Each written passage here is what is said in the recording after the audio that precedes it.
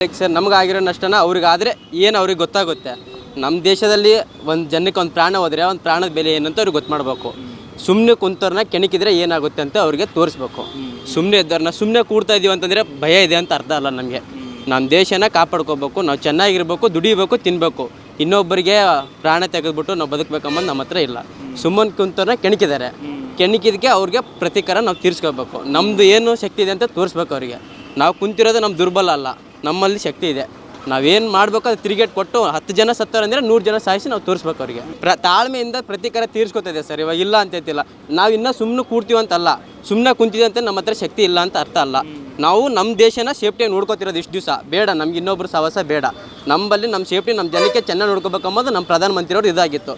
ನಮ್ಮ ಹತ್ರ ಎಲ್ಲ ಶಕ್ತಿನೂ ಇದೆ, ಬೇಡ ಅವ್ರು ನಮಗೆ ದುಡ್ಡು ನಮ್ಮ ದೇಶನ ಬೆಳೆಸ್ಬೇಕು, ಇನ್ನೊಂದು ದೇಶನ ಹಾಳು ಮಾಡಿ ಬದುಕಬೇಕಂಬಂದು ನಮ್ಮ ಹತ್ರ ಇರಲಿಲ್ಲ.